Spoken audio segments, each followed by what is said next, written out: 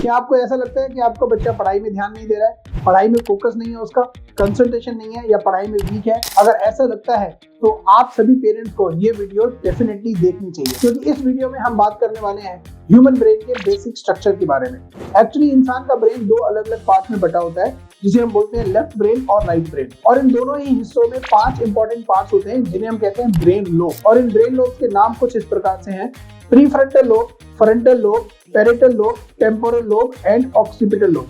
तो ये 5 लोब हमारे लेफ्ट ब्रेन में है और यही 5 लोब हमारे राइट ब्रेन में है। तो टोटल मिला के ह्यूमन ब्रेन के अंदर 10 अलग अलग ब्रेन लोब्स होते हैं। और पढ़ाई में परफॉर्म करने के लिए इन 10 में से 2 ब्रेन लोब ऐसे हैं जो बहुत ही इंपॉर्टेंट है। पहला है लेफ्ट फ्रंटल लोब और दूसरा है left temporal lobe. Left frontal lobe responsible होता है नंबर्स, कैलकुलेशंस, एनालिसिस, मैथमेटिक्स और इन तरह की रीजनिंग एबिलिटीज को सॉल्व करने के लिए।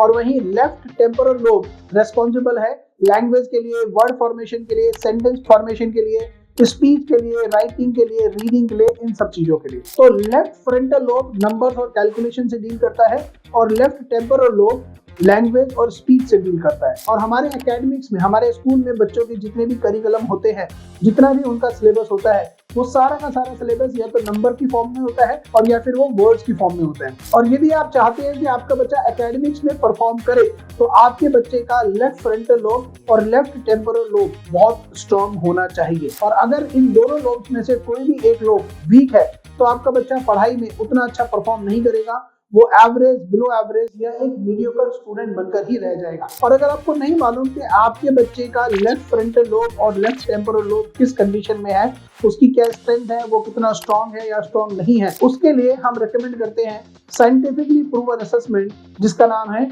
Iris analysis. आइरिस एनालिसिस एक ऐसा साइंटिफिक असेसमेंट है जिसमें एक 61 पेजेस की डिटेल रिपोर्ट निकल कर आती है। और इस रिपोर्ट में आपके बच्चे के 10 के 10 ब्रेन लोब का स्ट्रक्चर आपके सामने आ जाता है, जो आपको क्लियरली ये बताता है कि इन 10 ब्रेन लोब्स में से कौन सा ब्रेन लोब आपके बच्चे के लिए सबसे स्ट्रांग है, कौन सा एवरेज है और कौन सा वीक है।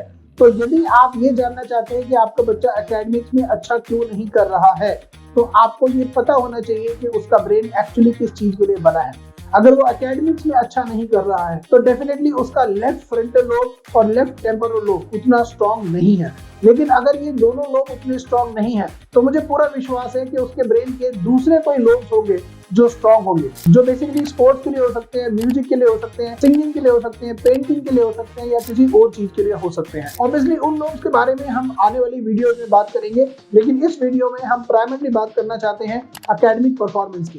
तो एकेडमिक परफॉर्मेंस सिर्फ इन 2 ब्रेन लोब्स के ऊपर डिपेंड करती है, लेफ्ट फ्रंटल लोब और लेफ्ट टेम्पोरल लोब। और अगर आप ये जानना चाहते हैं कि आपके बच्चे के ये दोनों ब्रेन लोब कैसे हैं या फिर वो कौन सी ऐसी चीज है जिसमें आपका बच्चा एक्स्ट्राऑर्डिनरी परफॉर्म कर सकता है, तो उसके लिए हम आपको रिकमेंड करते हैं आइरिस एनालिसिस।